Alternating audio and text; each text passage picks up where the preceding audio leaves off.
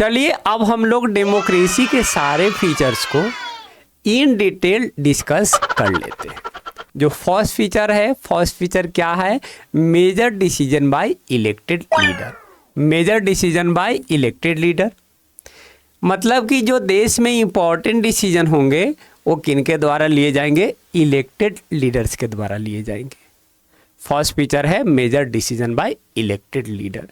और इस फीचर को समझने के लिए हम लोग पाकिस्तान का केस स्टडी करेंगे। इस फीचर को समझने के लिए हम लोग किसका केस स्टडी करेंगे? पाकिस्तान का केस स्टडी करेंगे।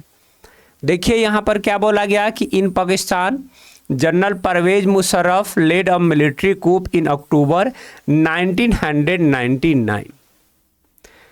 पाकिस्तान में क्या हुआ कि जो आर्मी जनरल परवेज मुशर्रफ थे 1999 में मिलिट्री कूप कर दिए। अब मिलिट्री कूप का मतलब क्या होता है? तो मिलिट्री कूप का मतलब होता है सैन्य विद्रोह। जब सेना सरकार पर विद्रोह कर दे तब उस विद्रोह को क्या कहा जाता है? मिलिट्री कूप कहा जाता है। तो पाकिस्तान में 99 में जनरल परवेज मुशर्रफ मिलिट्री कूप किए और मिलिट्री कूप करने के बाद ही ओवरथ्रू और डेमोक्रेटिक गवर्नमेंट। जो वहाँ पर जो डेमोक्रेटिक गवर्नमेंट था उस डेमोक्रेटिक गवर्नमेंट को ओवरथ्रो कर दिए, हटा दिए। And declare himself chief executive of the country. और खुद को क्या डिक्लेयर कर लिए कि हम इस देश का क्या हैं? चीफ एग्जीक्यूटिव है। हम इस देश का क्या है? चीफ एग्जीक्यूटिव है। Later change his post to president. और बाद में तो प्रेसिडेंट भी डिक्लेयर कर लिए कि नहीं भाई अब चीफ एग्जीक्यूटिव नहीं है, अब हम इस देश का क्या हैं? प्रेसिडेंट। बल्ले बल्ले हो गई जनरल परवेज मुशर्रफ को। इन 2002 ही organise a referendum that granted him a 5-year extension. और 2002 में क्या किए कि एक रेफरेंडम करवाए और इस रेफरेंडम के थ्रू अपने टाइम पीरियड को 5 साल के लिए और बढ़ा लिए। रेफरेंडम क्या होता है कि किसी भी टॉपिक पर जब लोगों का वोट लिया जाता है हाँ या ना में, किसी भी टॉपिक पर जब लोगों से वोट लिया जाए हाँ या ना में, तो उसी को हम लोग रेफरेंडम कहते हैं। पर यहाँ पर ये बोला गया कि जो पाकिस्तानी मीडिया है, Pakistani media and human rights organisation declare that कि referendum was based on malpractices and fraud. लेकिन Pakistani media human rights organisation का ये कहना है कि ये जो रेफरेंडम हुआ है ये रेफरेंडम में बहुत फ्रॉड हुआ है। अभी रेफरेंडम के बारे में आपको बताएं कि रेफरेंडम में किसी टॉपिक पर यस या नो में वोट लिया जाता है। तो वो 2002 में जो रेफरेंडम हुआ था तो रेफरेंडम में एक क्वेश्चन रखा गया था क्या आप लोग अगले 5 साल तक जनरल परवेज मुशर्रफ को ही अपना प्रेसिडेंट के रूप में देखना चाहते हैं। अब लोग बाय द वे न भी बोल रहा है तो जो रेफरेंडम करने आया है वो क्या कर दे रहा है? यस कर दे रहा है। और फिर अब रेफरेंडम का फिर रिजल्ट आ गया और रेफरेंडम का रिजल्ट ये आया कि हाँ सभी लोग देखना चाहते हैं अगले 5 सालों तक जनरल परवेज मुशर्रफ को ही प्रेसिडेंट। तो पाकिस्तानी मीडिया का यही कहना है और ह्यूमन राइट्स ऑर्गेनाइजेशन का यही कहना है कि देखिए भैया ये जो रेफरेंडम हुआ है एक इसमें बहुत बड़ा फ्रॉड हुआ है, लोग ना ही बोले होंगे और इसने जो है हाँ लिख लिया है। परवेज मुशर्रफ जो उसने बहुत ही फ्रॉड किया है। इन अगस्त 2002 he issued a legal framework order that amended the constitution and gave him power to dismiss national and provincial assemblies। और 2002 में ही अगस्त में एक लीगल फ्रेमवर्क ऑर्डर इशू करते हैं और इस ऑर्डर के थ्रू कॉन्स्टिट्यूशन में बदलाव कर देते हैं और इतना बदलाव करते हैं कि उनके पास अब पावर हो चुका है कि वो नेशनल असेंबली को डिसमिस कर सकते हैं और प्रोविंशियल असेंबली को डिसमिस कर सकते हैं। सर्वशक्तिमान बन गए पाकिस्तान के लिए जनरल परवेज मुशर्रफ। जितनी भी पावर है वो सारा पावर किसके पास चला गया? जनरल परवेज मुशर्रफ के पास चला गया, है ना। उसके बाद work of civilian cabinet was supervise by a national security council dominated by military officer. फिर जो सिविलियन कैबिनेट का जो काम है, सिविलियन कैबिनेट वो कैबिनेट था जो कॉमन सिविलियन के इश्यूज़ को देखभाल करता था। तो सिविलियन कैबिनेट का जो काम है उसको भी सुपरवाइज किया जा रहा है, देखभाल किया जा रहा है, किसके द्वारा? नेशनल सिक्योरिटी काउंसिल के द्वारा देखभाल किया जा रहा है, जिसमें डोमिनेंस किसका है? मिलिट्री ऑफिसर का डोमिनेंस। अब यहाँ पर ये बोला गया कि देखिए इलेक्शन तो वहाँ पर हो रहा है, ऐसा नहीं है कि इलेक्शन नहीं हो रहा है, इलेक्शन हो रहा है। नेशनल असेंबली और प्रोविंशियल असेंबली में मेंबर चुने जा रहे हैं, लेकिन क्या उनके पास फाइनल पावर है? कोई भी अगर डिसीजन लेना है, इम्पोर्टेंट डिसीजन या मेजर डिसीजन अगर पाकिस्तान के लिए लेना है, तो क्या उनके पास फाइनल पावर है? नहीं है। तो the elected representative had some power, जो इलेक्टेड रिप्रेजेंटेटिव है उनके पास कुछ पावर तो है, but final power were in the hands of military officers and Musharraf.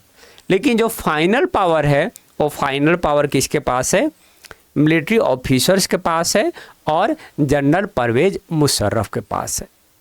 अब बताइए कि जो जनरल परवेज मुशर्रफ का जो टाइम पीरियड है, उस टाइम पीरियड को आप डेमोक्रेटिक कहोगे या नॉन डेमोक्रेटिक कहोगे? इसको आप कमेंट कीजिए कि जनरल परवेज मुशर्रफ के टाइम पीरियड को आप डेमोक्रेटिक कहोगे या नॉन डेमोक्रेटिक कहोगे। रिप्लाई करना है।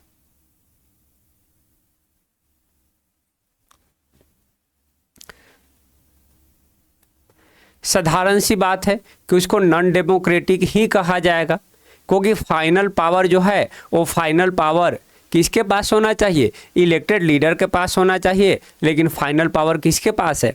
आर्मी ऑफिशियल और मुशर्रफ के पास है, जो जनता के द्वारा इलेक्ट नहीं हुए हैं। ये हमारा हुआ फर्स्ट फीचर।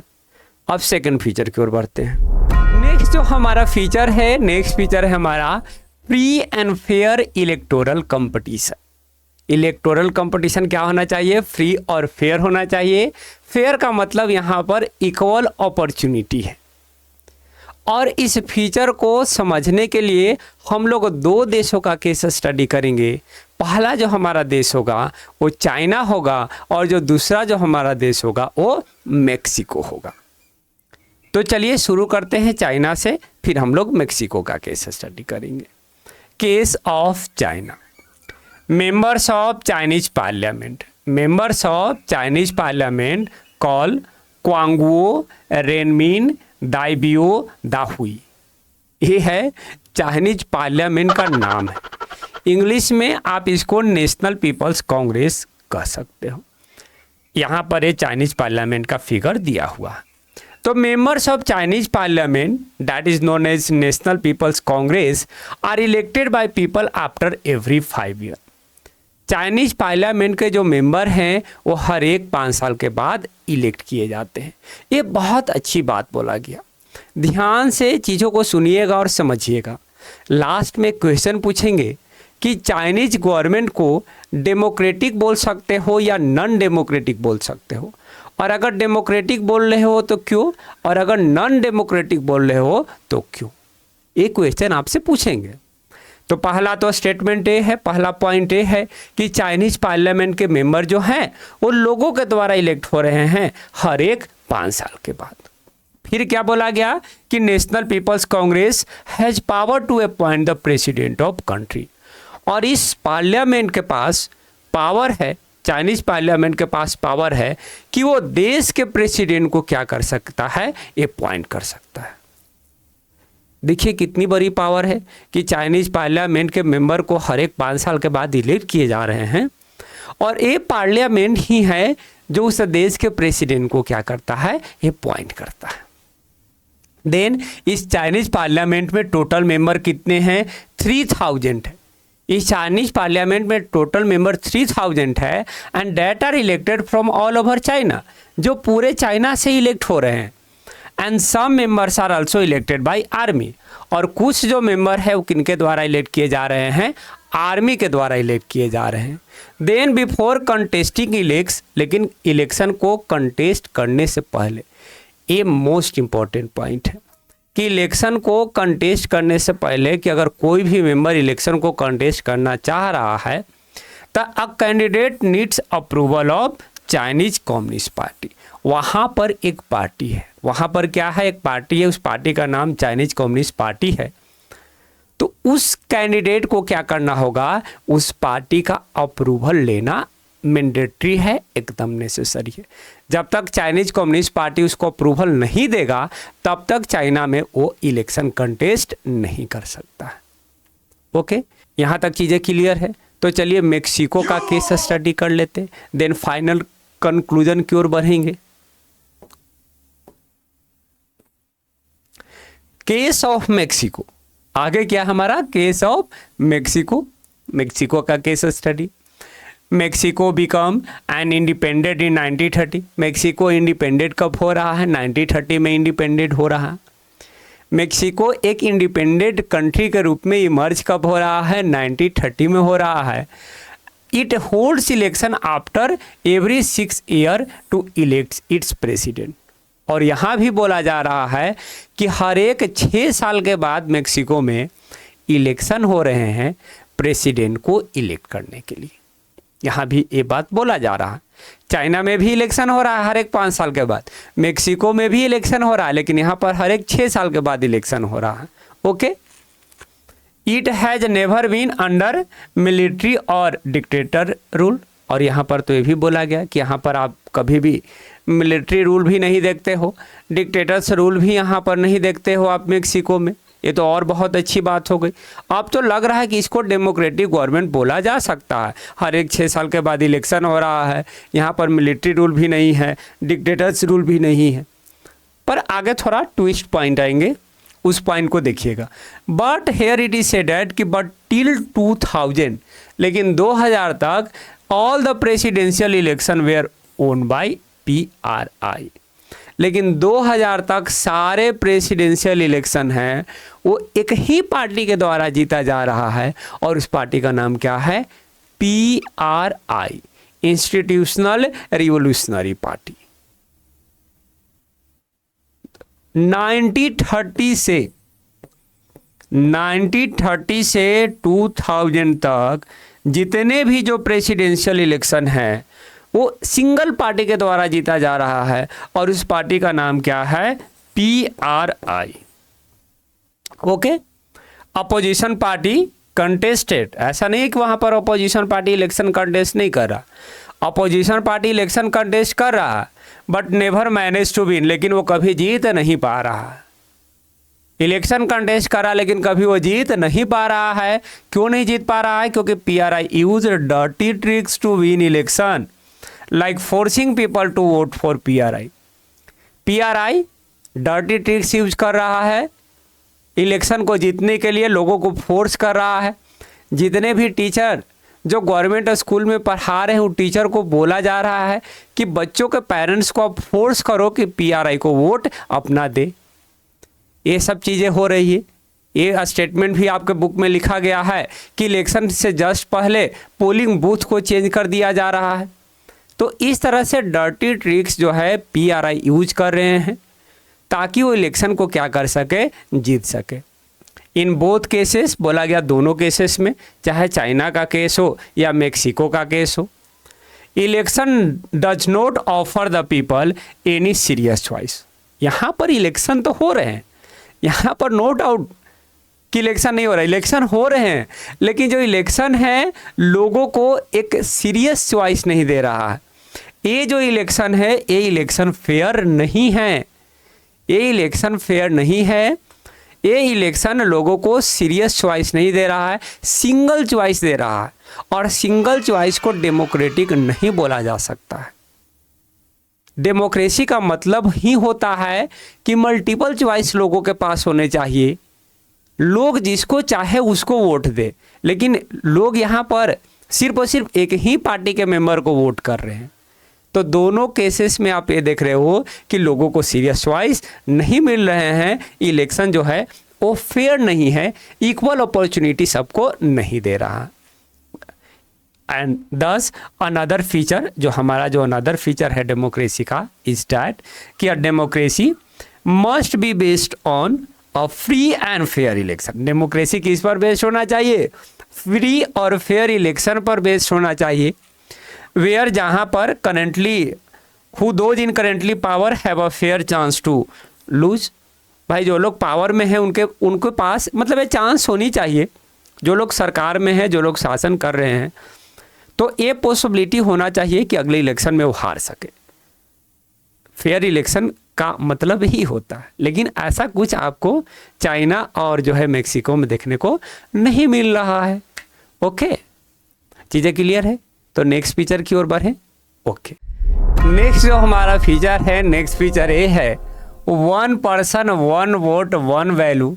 एक व्यक्ति के पास एक ही वोट होना चाहिए और उसकी वैल्यू भी एक ही होना चाहिए। और यहाँ पर ये बोला गया कि principle of universal adult franchise is accepted all over world.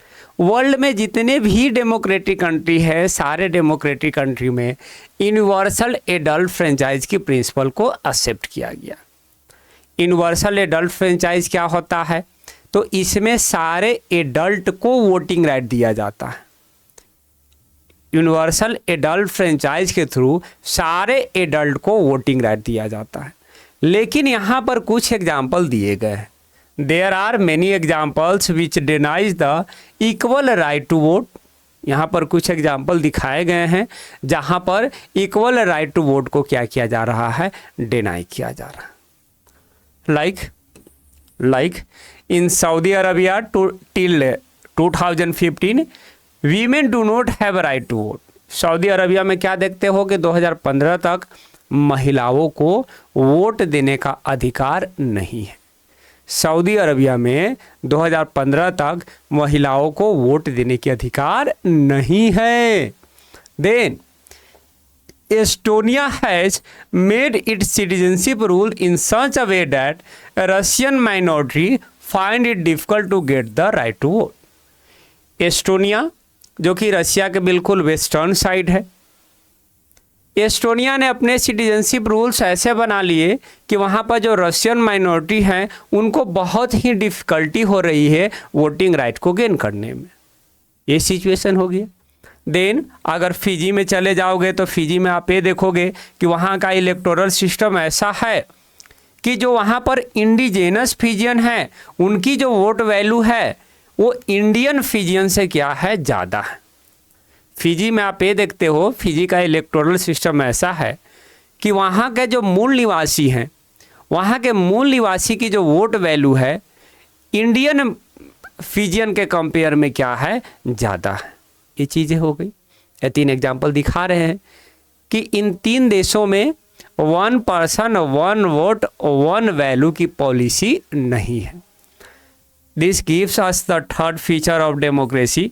और यहाँ से हम लोगों को थर्ड फीचर ऑफ डेमोक्रेसी मिलता है, वो ये है कि each adult citizens must have 1 vote and each vote must have 1 value. हर एक एडल्ट सिटीजन्स के पास एक वोट होना चाहिए और उस वोट की वैल्यू भी एक ही होना चाहिए। Okay, 1 person 1 vote. Okay, 1 man 1 vote and that's value is also 1। यहाँ तक चीज़ें क्लियर है। तो नेक्स्ट फीचर की ओर मूव करते हैं। जो नेक्स्ट फीचर है हम लोगों का, वो नेक्स्ट फीचर है rule of law and respect for rights. Rule of law, कानून का राज, ये लाइन तो आप जरूर सुने होंगे। एंड रेस्पेक्ट फॉर राइट्स, अधिकारों को रेस्पेक्ट करना चाहिए। और इस फीचर को हम लोग समझने के लिए जिम्बाब्वे का केस स्टडी करने वाले हैं। और ध्यान रखिए कि ये फीचर हमारा लास्ट फीचर होगा डेमोक्रेसी का। तो चलिए शुरू करते हैं, जिम्बाब्वे का केस स्टडी करते हैं। जिम्बाब्वे के बारे में बोला गया कि Zimbabwe attain independence from white minority. White minority का वहाँ भी जो है से कि रूल था, लेकिन वाइट माइनॉरिटी के रूल से 1980 में जिम्बाब्वे को इंडिपेंडेंस मिल गया। जिम्बाब्वे एक इंडिपेंडेंट कंट्री बन गया 1980 में। उससे पहले वहाँ पर गोरे लोगों का शासन था, ब्रिटिशर्स का वहाँ पर रूल था। Okay, since independence. लेकिन यहाँ भी बोला गया कि इंडिपेंडेंस के बाद आप क्या देखते हो कि country has been ruled by ZANU PF. 1980 में जिम्बाब्वे को इंडिपेंडेंस तो मिल गया, लेकिन इंडिपेंडेंस के बाद कंट्री पर शासन किसका है? जानु पीएफ का।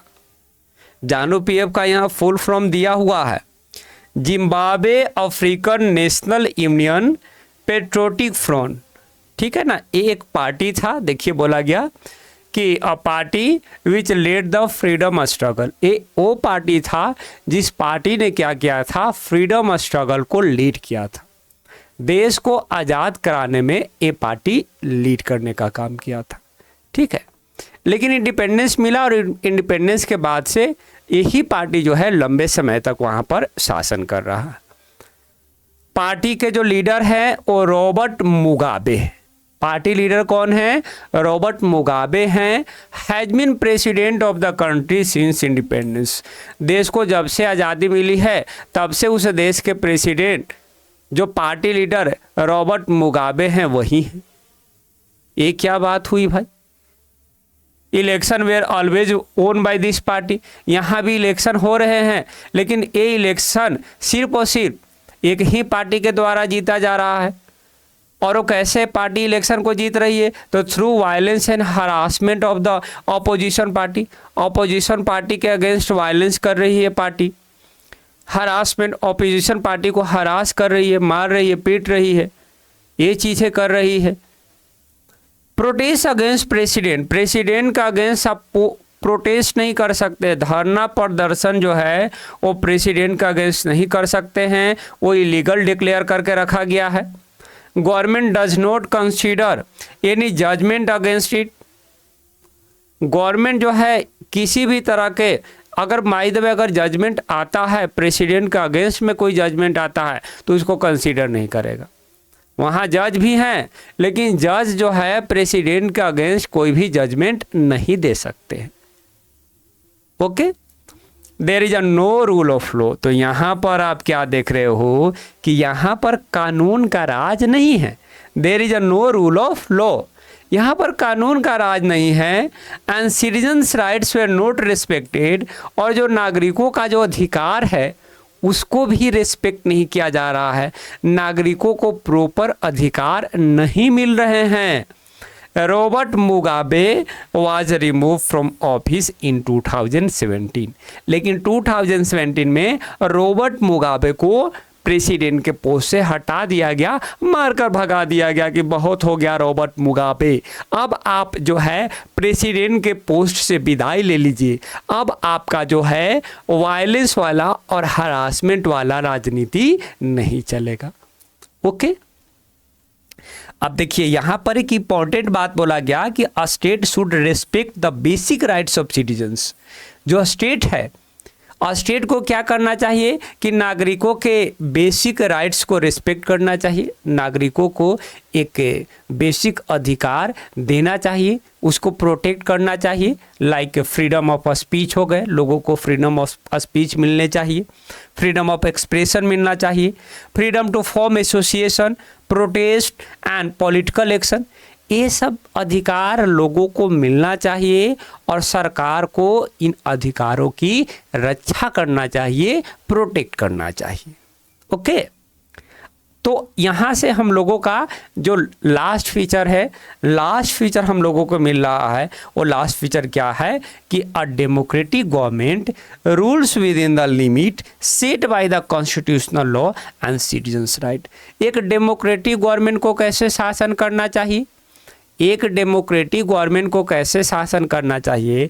तो जो कॉन्स्टिट्यूशन लॉ के द्वारा जो लिमिट बनाया गया है उस लिमिट में रहकर शासन करना चाहिए। इसके साथ साथ एक डेमोक्रेटिक गवर्नमेंट को सिटीजन्स राइट को प्रोटेक्ट करना चाहिए, रिस्पेक्ट करना चाहिए। तो ये हुआ हमारा last feature of democracy, rule of law and respect for right. कानून का राज होना चाहिए, कानून का राज होना चाहिए, नोट्स आप लोग लिख लीजिए। कानून का राज होना चाहिए एंड रिस्पेक्ट फॉर राइट, और अधिकारों को रिस्पेक्ट करना चाहिए। यहाँ पर फीचर ऑफ डेमोक्रेसी खत्म हो गए। ओके, अब लास्ट व्हाट इज डेमोक्रेसी। हम पहले ही बोले थे कि चैप्टर को 2 पार्ट में डिवाइड करके पढ़ सकते हैं। फर्स्ट पार्ट है व्हाट इज डेमोक्रेसी, और जो सेकेंड पार्ट है वो सेकेंड पार्ट है व्हाई डेमोक्रेसी। डेमोक्रेसी ही क्यों, लोग डेमोक्रेसी ही क्यों प्रीफर कर रहे हैं, तो हम लोग सेकंड पार्ट की ओर अब मूव करेंगे।